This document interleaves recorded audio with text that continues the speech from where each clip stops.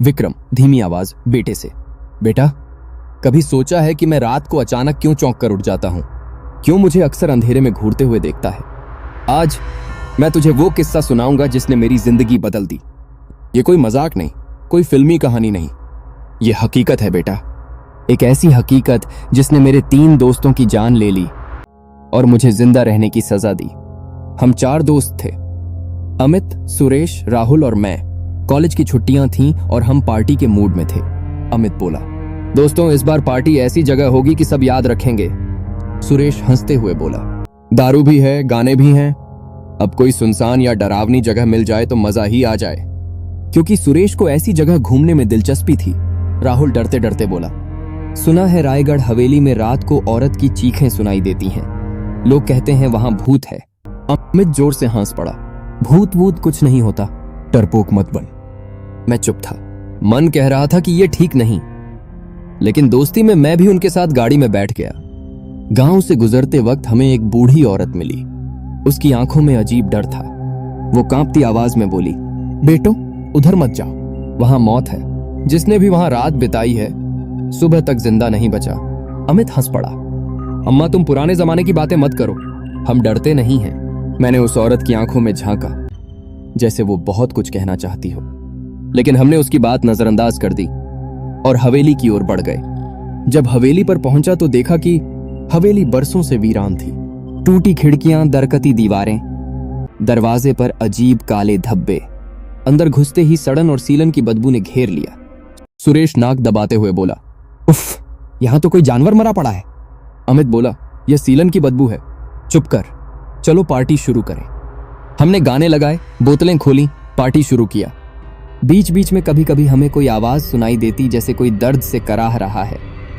फिर वह आवाज बंद हो जाती है। हम इधर गाना सुनते हैं और डांस भी करते हैं। लेकिन कुछ देर बाद अचानक म्यूजिक बंद हो गया। राहुल कांपते हुए बोला, ये अपने आप कैसे बंद हुआ? अमित हंसा, बिजली गई होगी, डर मत। तभी ऊपर से किसी औरत दर्द से रो रही हो, धीमी। पर कुछ ही देर में आवाज बंद हो गई। मैं तो अंदर से बहुत ही घबरा रहा था। कुछ देर बाद लाइट आई। हमने फिर से म्यूजिक ऑन किया और पार्टी चालू रखा। तभी उसे औरत की रोने की आवाज तेजी से आई और लाइट अचानक कट गई। सुरेश घबरा कर बोला, तुमने सुना? वह आवाज कहीं ऊपर से आ रही है।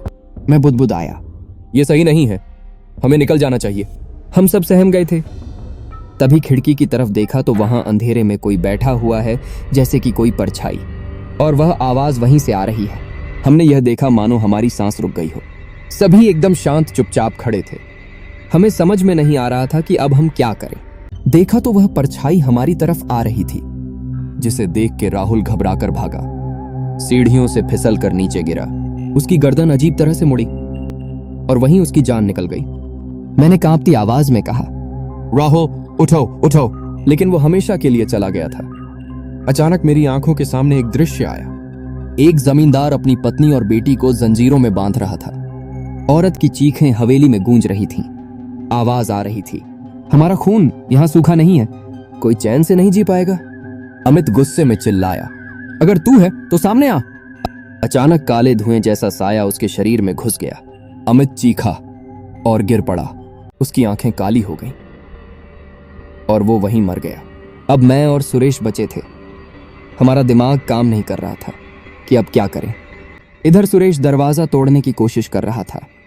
वो चिल्ला रहा था, बचाओ, दरवाजा खोलो। लेकिन दरवाजा नहीं खुला। पीछे से परछाई की हंसी सुनाई दी। अचानक उसके गले में रस्सी लिपट गई। रस्सी खिंचती गई और सुरेश फांसी पर झूल गया। अब मैं अकेला बचा था। सामने वही परछाई थोड़ा साफ हुई। जला चेहरा, खून से सना शरीर, आंखें लाल। उसकी भूतिया आवाज गूंजी, तू कम गुनहगार है, तू बच सकता है, लेकिन इसका जिक्र किसी से नहीं करेगा। जहां जहां तू मेरा सच बताएगा वहां मौत आ जाएगी। मेरी आंखें बंद हो गईं। जब खुली तो मैं हवेली के बाहर पड़ा था और मेरे 3 दोस्त अंदर लाश बन चुके थे। मेरा बेटा घबरा कर बोला, पापा आपने कभी किसी को क्यों नहीं बताया? मैंने धीमी आवाज में कहा, यही तो श्राप है बेटा। मैं इस बात को किसी से नहीं बताया, पर अब तुम जानते हो। बेटा कांपते हुए बोला, तो क्या? मैं बोला कि बहुत समय हो गया है, फिलहाल लगता है उसे मुक्ति मिल गई है, क्योंकि तब से वहां पर कोई घटनाएं नहीं हुई। बेटा घबरा कर पीछे हटने लगा। उसकी आंखों में डर साफ झलक रहा था। वो बोला, पापा तो क्या हुआ, अब नहीं है? मैं धीरे धीरे उसकी ओर झुका और बोला, अब वह नहीं है। तभी कमरे की लाइट अचानक टिमटिमाने लगी। पंखा अपने आप तेज घूमने लगा और फिर रुक गया। बाहर कुत्ते भौंकने लगे जैसे उन्होंने कुछ अजीब महसूस किया हो। बेटा रोते हुए बोला, पापा मम्मी को बुलाइए, मुझे डर लग रहा है। मैंने धीरे से उसका हाथ पकड़ा। उसके हाथ में बर्फ जैसी ठंडक उतर आई। मैंने कहा, यह क्या हो रहा है, मुझे इसका कोई अंदाजा नहीं है। हम दोनों ने दरवाजे की तरफ देखा। दरवाजा अपने आप धीरे धीरे चर्र चर्र की आवाज के साथ खुला। अंधेरे में वही जला हुआ चेहरा, खून से भीगी साड़ी पहने औरत लाल आंखों से घूर रही थी।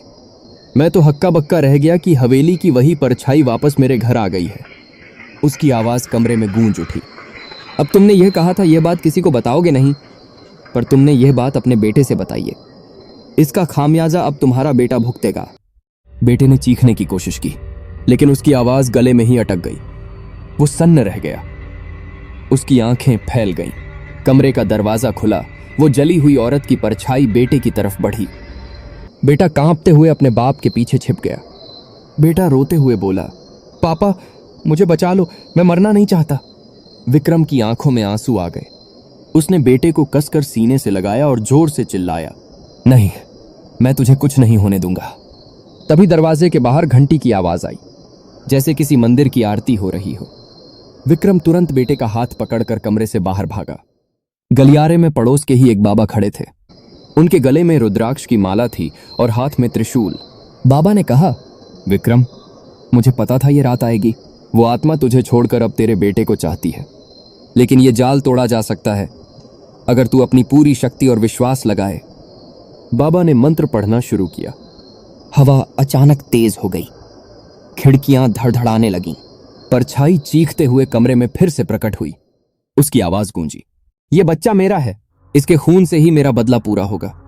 बेटा डर के मारे कांप रहा था। विक्रम उसके सामने खड़ा हो गया और चिल्लाया, अगर तुझे किसी की जान चाहिए तो ले ले मेरी, लेकिन मेरा बेटा तुझे कभी नहीं मिलेगा। बाबा ने मंत्रों की आवाज और तेज कर दी। त्रिशूल चमक उठा और लाल रोशनी ने कमरे को भर दिया। परछाई दर्द से कराहने लगी। विक्रम ने पूरा दम लगाकर बेटे को धक्का देकर बाबा की ओर बढ़ा दिया और खुद उस परछाई के सामने खड़ा हो गया। वो औरत चीखी, तू खुद को बचा नहीं पाया, अब बेटे को कैसे बचाएगा? विक्रम गरज कर बोला, क्योंकि इस बार मैं डर कर भागूंगा नहीं। उसने अपने दोनों हाथ फैलाए और मंत्रों की शक्ति को पकड़ते हुए उस परछाई को अपने सीने में समा लिया। बाबा ने जोर से मंत्र पढ़ा और त्रिशूल हवा में लहराया। एक तेज चमक हुई और विक्रम के साथ वो परछाई भी झलकर राख हो गई। कमरा फिर से शांत हो गया। बेटा दौड़कर बाबा से लिपट गया और रोते हुए बोला, पापा, मेरे पापा कहाँ हैं?